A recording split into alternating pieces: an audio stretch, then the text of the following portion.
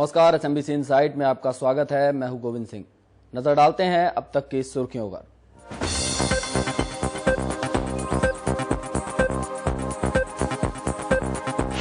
आजाद मैदान में अन्ना का चीनी आंदोलन, चीनी घोटाले के खिलाफ एकजुट हो जनता।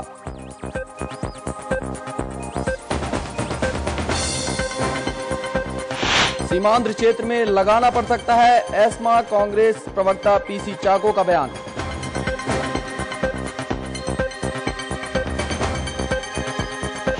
पूर्व सेनाध्यक्ष वीके सिंह के बयान की हो जांच, पीडीपी प्रमुख महबूबा मुफ्ती की मांग।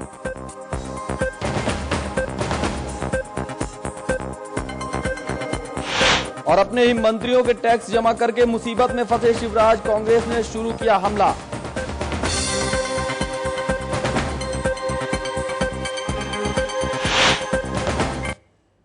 और अब खबरें विस्तार से।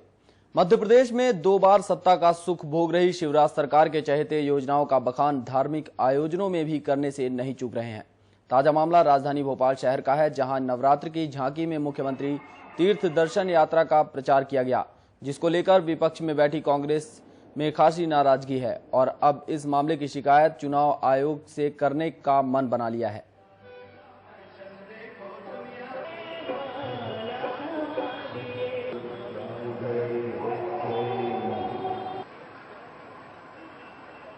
यहाँ की तो स्पेशल ट्रेन बताई गई है जो बुजुर्गों के लिए चलाई गई है तीर्थ यात्रा के लिए। वैष्णो देवी रामेश्वरम जो ट्रेनें जा रही है। दूसरी आगे में माता रानी की प्रतिमा है शेर पे सवार, जिससे हमारे काली माता नरसंहार करते हुए।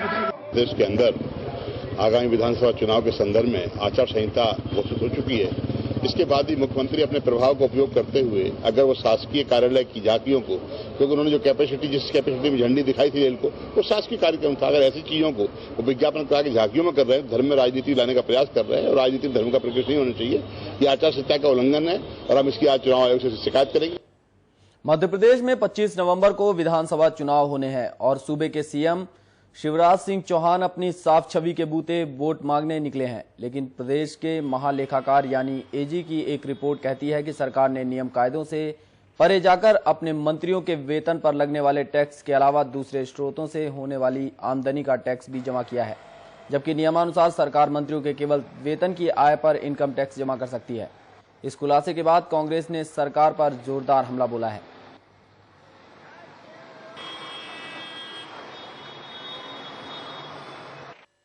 मध्य प्रदेश सरकार ने करोड़ों का घोटाला घपला किया है। यह रिपोर्ट में साबित हुआ महालेखाकार कार्यालय की मध्य प्रदेश के मंत्रियों की जो वेतन से आय होती है उसका टैक्स इनकम टैक्स में सरकार जमा करती है, लेकिन रिपोर्ट ने यह कहा कि नियमित प्रक्रिया से जो अतिरिक्त आय है मंत्रियों की उसका भी टैक्स जमा किया गया है, जो आपत्तिजनक है और इसकी जांच होनी चाहिए।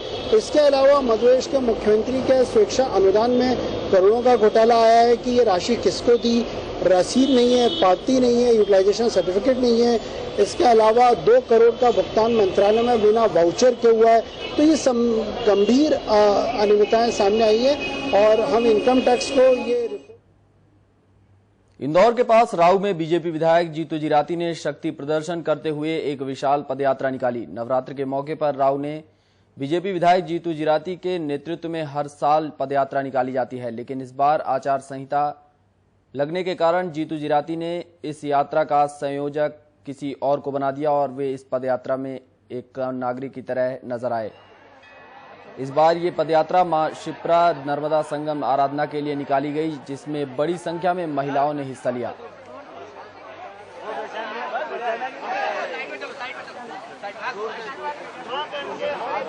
और इस यात्रा में साथ में साधु संत भी मौजूद रहे।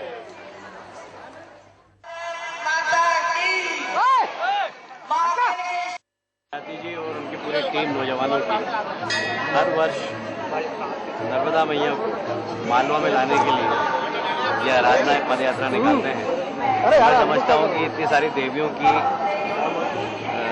तपस्या के कारण ही नर्मदा जी शिप्रा में आके मिल रही है। काफी दिनों से हम लोगों का प्रयास चल रहा था। ये माँ आराधना पदयात्रा प्रतिवर्ष यहाँ निकलती है। राव के हमारे सब लोग मिल करके और ये धार्मिक आयोजन है, धार्मिक आस्था को लेकर इस पूरी यात्रा को प्रतिवर्ष यहाँ से निकाला जाता है और इस बार संस्था सादगी के सभी मित्रों ने मिलकर इस यात्रा को निकाला है और यात्रा का उद्देश्य जो है वो मां नर्मदा शिप्रा संगम यात्रा हमारे मालवा के लिए, मध्य प्रदेश के लिए एक। कटनी जिले में पुलिस ने कार्रवाई करते हुए वाहन चेकिंग के दौरान 2 व्यापारियों को पकड़ा जिनके पास से 51 लाख रुपए नगद बरामद हुए। जुल्हा बाईपास में यह कार्रवाई की गई, जहां से व्यापारी राम गोपाल शुक्ला, जो कि बिहार का रहने वाला है, इसके पास से 49 लाख रुपए और दूसरा जो कि कटनी बरही का निवासी है, उसके पास से 2 लाख रुपए नगद बरामद हुए। इन पर आचार संहिता का उल्लंघन के तहत कार्रवाई की जा रही है।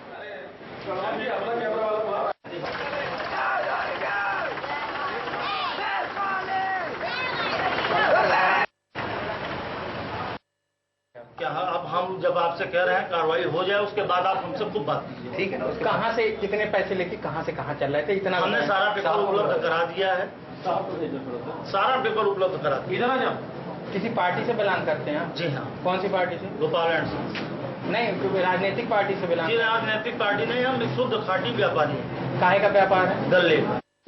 नहीं, उसको कैश गिनवाने पर 49 लाख निकला है, तो 49 लाख की जब्ती बनाई गई है और 16.5 लाख बताने के कारण उन्होंने बताया कि उस समय भीड़ थी, वहाँ पूरी 50 लोग इकट्ठे हो गए थे, रोड का माहौल था, इसलिए उन्होंने राशि छुपा ली थी। सर क्या कारण, क्या बताया इनने पूछताछ में, किस कारण से इतने रुपए लेकर के आए थे? ये दाल मिल का भुगतान करने जाना बताया। प्रदेश में आचार संहिता लागू होने के बाद भी राजनीतिक पार्टियां अपनी सभाएं करने से बाज नहीं आ रही हैं। ऐसा ही नजारा देखने को मिला ग्वालियर के फूलबाग में, जहां भारतीय मार्क्सवादी पार्टी और भारतीय कम्युनिस्ट पार्टी ने आयुक्त को ज्ञापन सौंपा। उनका कहना था कि राज्य सरकार ने 1 रुपया किलो अनाज और 2 रुपया किलो चावल देने की घोषणा 1 अक्टूबर से देने को कहा था, जो कि अभी तक लागू नहीं हुई।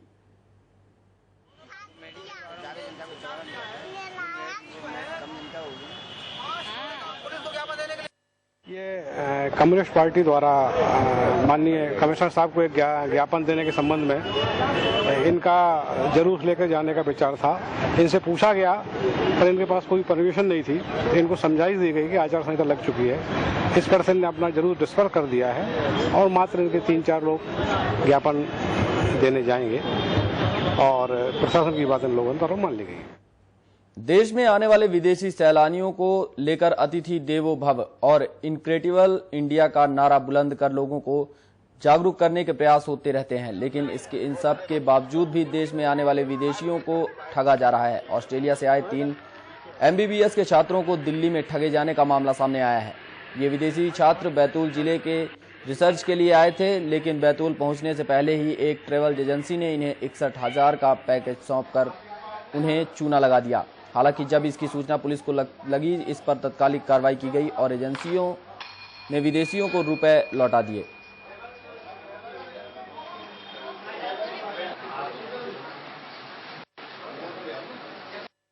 आना था तो उनसे 61,000 का पैकेज उन्होंने लिया। 61,000 का पैकेज आगरा नाइट हाल्ट के साथ था, लेकिन इसके बावजूद भी ये बहुत ज्यादा था। तो मुझे ये पता चला कि ये पैकेज 61,000 का लिया गया, तो विदेशी जो हमारे यहाँ मेहमान आ रहे हैं उनके साथ ये नाइंसाफी होती, कुछ ज्यादा पेमेंट उनसे लिया गया था। तो फिर मैंने SP साहब से बात करी, हमारे सुधीर लाल साहब से, तो साहब एडिशनल साहब से बात की, तो साहब ने बताया कि इसमें आप स्टेप लीजिए।